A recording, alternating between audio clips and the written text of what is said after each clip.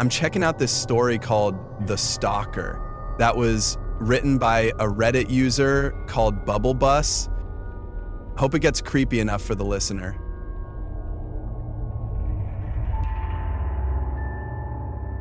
I was 16. Me and my friends, I'll call Evan and Jake, wanted to rent a hotel for the night since it was spring break. We got to the hotel and checked in. It had a really funky smell, but we still stayed there. Once we got to our room, it was about 3 p.m., so we decided to go swimming. The pool was downstairs. Parted from the hotel. Once we got to the entrance, there was a man at least 6'3", wearing an all black with a hood covering his face, facing us. I panicked a little, but we make no sound. We got into the pool and swam for a few hours until we saw that man again, sitting on a chair by the pool. I cleared my throat. Can I help you, sir? I asked. No response. I still feel a little paranoid. I put my face in the water, and at the bottom of the pool was another figure that was all dark. I screamed like a little girl and ran for the door. I looked back and saw nothing, not the guy in the chair or the guy under the pool. My friends thought I was just seeing things, but I saw what I saw as clear as water. I didn't feel like swimming anymore, so I decided to get dinner at a nearby restaurant. I got a table for me and my friends to sit at, and there I saw once again the man all in black on the other side of the dining room and was staring at me. I have had enough. I went over there, but unfortunately I lost track of him and he took off. After that, we decided this trip has gone too far and we should leave tomorrow morning. But my friends didn't like that idea.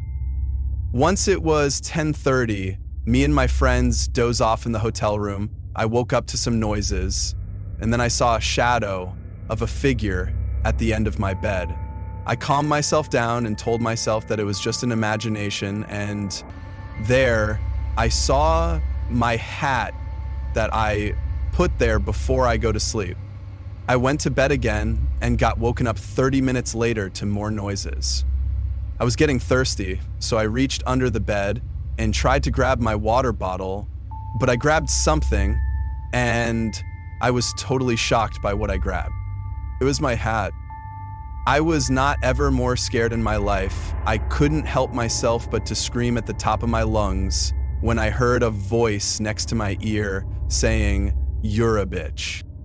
I jumped out of bed and realized it was two men in black right there. I tried to fight them, but it was no use once they grabbed me and dragged me out of that room.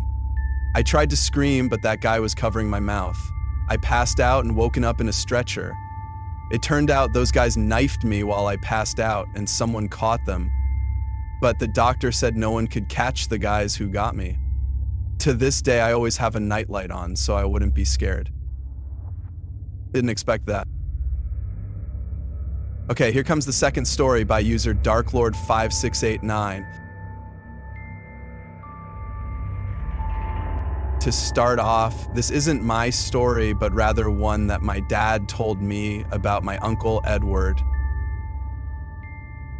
My Uncle Edward died from pneumonia back in 2014. I was born, but was too young to remember anything about my Uncle Edward, except for the sight of his lifeless body laying in his casket. The sight is now burned into my mind. Later on, my dad, my uncle's brother, told me that my uncle was an alcoholic and drug addict. My uncle's addiction caused him to lie and steal things from my dad and other members of the family. My dad told me stories about my Uncle Edward, some good, some bad. They were going to be talking about one of the most scariest stories I've ever heard regarding my uncle. This took place at some point in the late 90s before I was born. My uncle and dad were living with my Nana at the time. My dad noticed the windows on his Ford Escort were shattered. Suspecting my uncle had something to do with it, my dad confronted him about it, but my uncle lied and said that kids were responsible. My dad knew that was a load of crap, so he gave my uncle a good beating until he told the truth.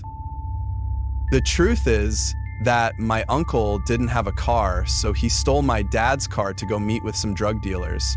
My uncle owed the dealers money, but didn't have any. My uncle drove off, but the dealers shot at the car intending to kill him. The police were never called. My uncle was lucky that time, but ladder on my uncle's addiction was taking a toll on his health and later developed pneumonia. The years of drug abuse weakened his body and was unable to fight the pneumonia and ultimately died. It is a very hard thing to live with the fact that I never got to know my uncle and do drugs. Oh yeah, and to those drug dealers who tried to kill my uncle, I hope you sickos rot in jail where you belong. Okay, not bad. Let's see, another one. The Suicide Note of a Murder, Part 1. Hello guys, my name is Jonathan, and to give you some backstory, let's get to know me. I am 25. I am kind of like a private investigator of sorts. I get all kinds of people coming to my door asking me for help. I have been a PI for about 4 years. It's paid the bills. Now, I wouldn't say it's the best job to have. I've done some weird stuff to get the story I needed, but let's get to my story. It was a Monday evening when I got a phone call. It was a male, I guess maybe around my age. Anyways, he asked if he could come into my office to see if I would take this case and that he'd pay me double what I asked for. Now, me being me, kinda got greedy, so I said, sure, come on in, at about 6:30 p.m. Great. He said 6:30 p.m. came around and nobody showed up. 7 came and gone, so right when I started to clean up to leave, which was around 8:30 p.m., I hear a knock at my door. This guy with reddish hair and dark black glasses comes in. Sorry I'm late, traffic was hell, he said. Oh no, it's okay, I replied. Come in and have a seat.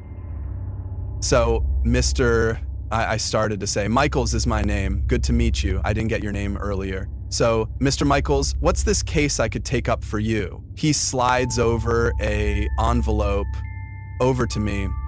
What's this? I asked. It's everything you need to find out what happened to my husband. I opened the envelope to see a picture and a suicide note. The picture was of a man in his late 20s, tall, with short, dirty blonde hair, blue eyes. Mr. Michael says, "That's my husband. His name was Josh." The note doesn't make sense because he was a nice/loving man. He'd never hurt a fly. We had everything. We were so happy. Okay, could you tell me how he, killed himself? Said Michael. Yes, well, he climbed up to the top of the building downtown that he worked at and jumped. When the cops and the inspectors got to the scene of the accident, they ruled it as just another jumper. But when they started the autopsy, they said he was impaled by something, that it couldn't have been a suicide. But the detectives still ruled it out to be a suicide. Okay, Mr. Michaels, I will take the case for you. At this point, it was about 10 p.m. I'm exhausted, so I show Mr. Michaels to the door, press to clean up the files, and go home. 11:30 p.m. I get home, unpack all my stuff, get my glass of whiskey, sit at my desk, and pull out the suicide note and begin to read. Okay, that's all for today. Hope you guys stay safe, and don't forget to subscribe.